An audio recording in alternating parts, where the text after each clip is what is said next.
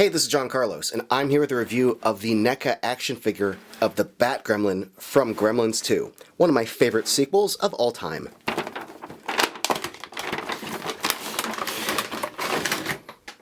First off, before we look at the figure, I just want to show you guys that it comes with a figure stand, which is really easy to assemble. It's just 3 pieces that all kind of plug in together, like so.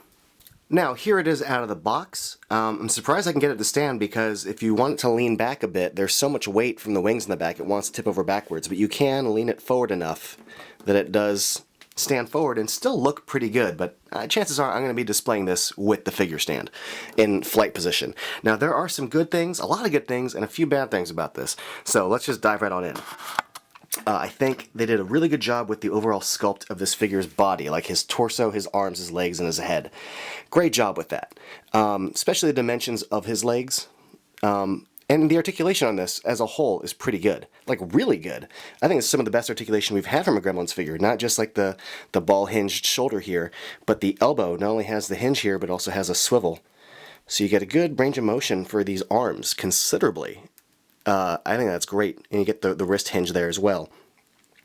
But the legs are good. You got the ball hinge right there, the leg, pretty good knee joint, and you don't really ruin the front of the knee joint because the sculpt kind of covers that. And you got a good, pivoting leg there at the ankle. But what I dig here is the head. A lot of good articulation in the head, not just at the top of the head, but at the base of the neck as well. You have a pretty good range of motion there for the neck. Especially leaning back and leaning forward. But he's got an open jaw and articulated ears. So if you really want to recreate that moment when he kind of first wakes up after turning into a bat, you can kind of bring the ears forward. But that open jaw really does add a lot of personality to this. So that's good. So yeah, there's the articulation. There's no like mid-torso cut. But I think the paint is worth talking about. When you look at the film, at least my first impression when you see him in the lab, is there's a lot of gray to him towards the front. And then when you see him more outside, you see him kind of flying down from the back. You notice there's a lot of brown and a lot of tan. So I think the brown and tans are accurate, but I do think his front has too much tan. It'd be nicer if they'd included some gray elements into the face and this. But still, as far as the brown and tan elements go, pretty good. And again, I think NECA did a really good job with this overall, so that is a bit of a nitpick, but it is a bit monochromatic in the tan area. And I've seen them do details like that before. Now there is a bit of gray, very subtle right there in the chest. I just wish it was a stronger element and not so subtle. But look at the sculpt on that head. My God, that's great looking. The teeth, the mouth, the inside with the tongue, the little spikes on the jawline and just the skin texture, the nostrils, the eyebrow ridge. Such great work. I mean, the ears, all this. I mean, look at that face. This is a fantastic sculpt. Not only is it good on its own, but it really does capture how it looks when it's attacking Murray in Gremlins 2. And I think they did a great job with the red paint on the eyes and then the yellow and black eyeballs. Really good job on the eyeball paint. And I think the articulation on the head really does add a lot.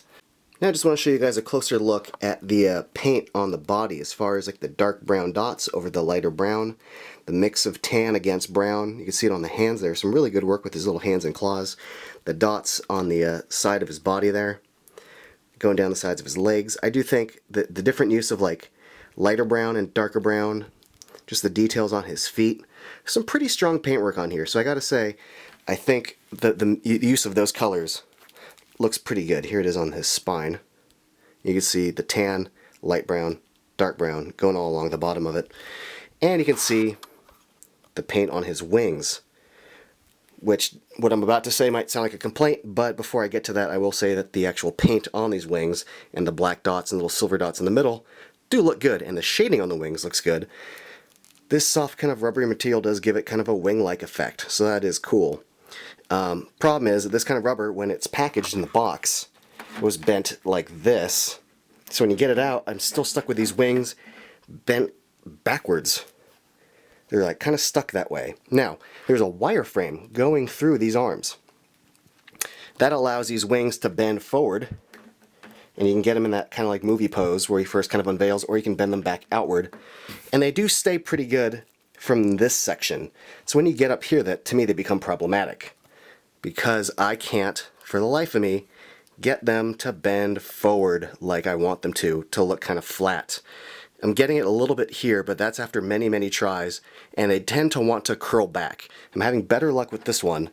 What I've done so far is I've kind of laid them flat and kind of put like a book on them to kind of flatten out the wings a bit, because this section, not the wire, but just the overall rubber wants to bend backwards, and it fights against the thin wire. And you can't see it through the holes that wire does go through there, but the rubber fights against it. Now I think over time I'm going to get the wings the way they want them to be, but I still need to kind of flatten these out and prevent them from wanting to curl back. But I'm starting to get some work here. This is the first time I've gotten them to work after trying several times, so this is kind of good, but I want them to be a little bit flatter, and the second you touch it, it curls back like that. So I'm kind of disappointed with how like flimsy the material of the wings are, because it feels kind of cheap. It's kind of hard to work with them, and I can't get them to like really stay all the way out because they tend to weigh a lot, and the wireframe doesn't really support the weight of them. So that's kind of disappointing. Now the figure just fits onto the stand like so, like that, just snaps perfectly around his little waist. And, you know, hovering there, he does look really good. You can bend his legs back if you want, you know, pose his arms out. But I think he looks awesome. Now, I do wish that the wings were better. But I think over some time, at least I hope over some time, I can get the wings to look somewhat proper. But to me, I'm really stuck with them either curled forward or curled back, but I'm never really going to get them properly flat. And that to me is a bit of a bummer. But at least in this state, with the wings curled forward, he does look pretty damn awesome. Despite my complaints about the wings, as a Gremlins 2 fan, I am just happier than a pig in poop about this. I think this figure just reads so awesome on the shelf. It's a figure I've wanted for a while. We've seen it teased at cons for a while, and now that it's actually here in front of me, that sculpt of that face, those ears, the wings out, it does look really cool, and I'm very happy. Thank you for watching.